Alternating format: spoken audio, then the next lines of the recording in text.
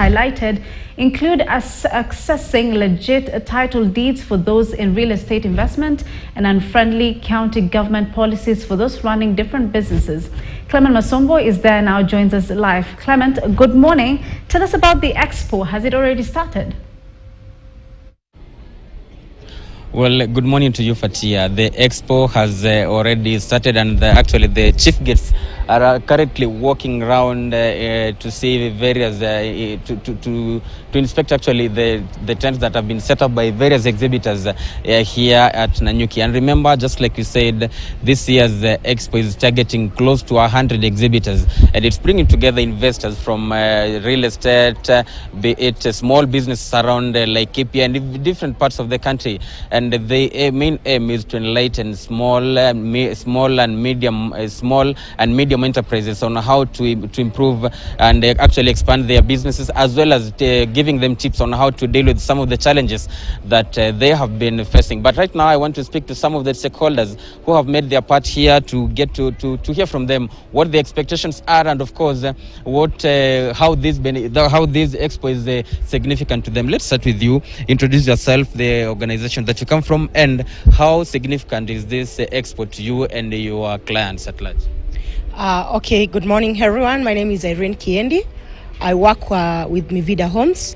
In Mivida, we do houses from affordable, ranging from 1.98 all the way to 17.5 million. And it's a pleasure to be in this expo today because it's a way of connecting us with some of the investors that would like to come on board and invest with us. Yeah. And as the people who have been doing or who have ventured into real estate business, perhaps what are some of the challenges that you have been facing when it comes to transacting businesses? Okay, we might be getting some challenges, but not as many challenges as you think, because Kenyans are ready to invest, and we have so many investors so far, and we only have a little bit challenges because, like, most of the Kenyans are not, you find that there are some who are not trusting realtors and are not ready to invest. Others have some challenges. Maybe there's a real estate firm, you weren't invested there and maybe things didn't pick up. But we are on board today and we hope for the best. And perhaps one of the biggest challenges that we were speaking to some of Kenyans, and they were saying that the biggest challenge that they face is actually getting legit traders as well as legitimate title deeds. Perhaps as a real estate company, how are you dealing with this? We are normally an open forum, and when an investor comes on board, we normally provide all the documents, because as an investor, if I want to invest anywhere, I have to do my due diligence first, and you've just mentioned something like the titles. It's a must for you before you invest. You make sure that you have you've done a due diligence. You've also known the roots of the company and where it came from. Yeah. All right, thank you so much. Thank you so much. Let me engage another gentleman here, an investor and a participant in this year's expo. Perhaps what are you expecting to learn? Tell us your name, your organization, and what you expect to learn from this year's the 6th edition of Realtors Expo in Nanyuki. Thank you. Good morning. My name is Bernard Madhu. I'm a businessman and I own a school called St. Christopher School in Nanyuki town. I have been exhibiting in these realtors since the initiation and have seen the benefits. It's important in terms of networking, also getting to know what others are doing. And indeed, as you engage in any business, you would expect that you cannot do your business in isolation. You've got to work with others. And in this kind of expo, I've seen that kind of exposure very well spelled out. And it's been a benefit to a large extent. Yes. And perhaps there are those, we call them micro, small and medium enterprises, the MSMEs, who are also maybe looking up to you, like you are an established businessman. What will be your message to them?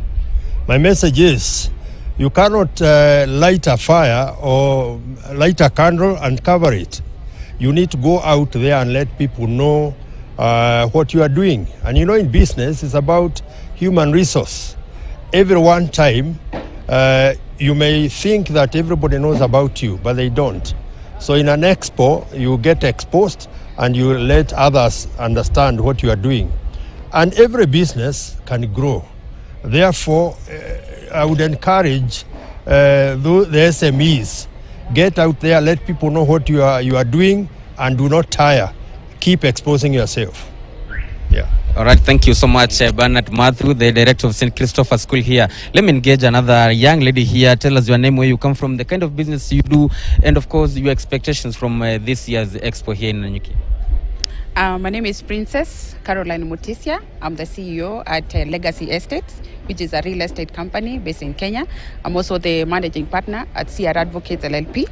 And we are here in this expo so that we can be able to, expose what we are doing, the good things that we are doing in this industry. Yes. And what has been the feedback from your clients, perhaps the challenges that they face? The challenges the clients right now, especially investors, are facing is failure to get genuine land dealers or property dealers. And for me, having experience in the business industry, being a lawyer, I'm able to make sure that I provide legit properties for the customers. That is the gap that I've come to fill in this industry.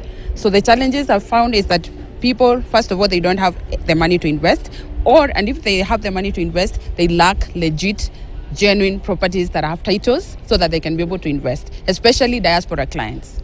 Yes. And perhaps some of them have been decrying unfriendly policies by government agencies. How would you advise them as a person who is dealing with the real estate business? There has been, of course, not very friendly policies, especially in the land agency industry. But what I can tell the investors or people who are interested in entering into the industry, they need to do their due diligence very well. Before you enter into any deal, make sure you do your diligence very well. Read, there's this principle we call buyer beware. So you need to make sure that before you enter, you step into any deal, do your due diligence. Understand the market, understand the trends, understand the policies, understand the taxes, understand what else is affecting what you're buying. And then by the time you decide to make the purchase, then you know you're safe. And of course, engage professionals. Because when you say you're going to the market, you're looking for a property, you don't engage a professional. You engage valuers, engage lawyers, engage industry research, market research companies, so that you can be able to know what is trending, what is good for you, what is the market saying about the industry. Yes. So with information, you can never go wrong. Yeah. All right. Thank you so much. Of course, Fatia, you've heard it from some of the stakeholders here in this year's expo. Remember, this is an expo that has started today and will run to Sunday.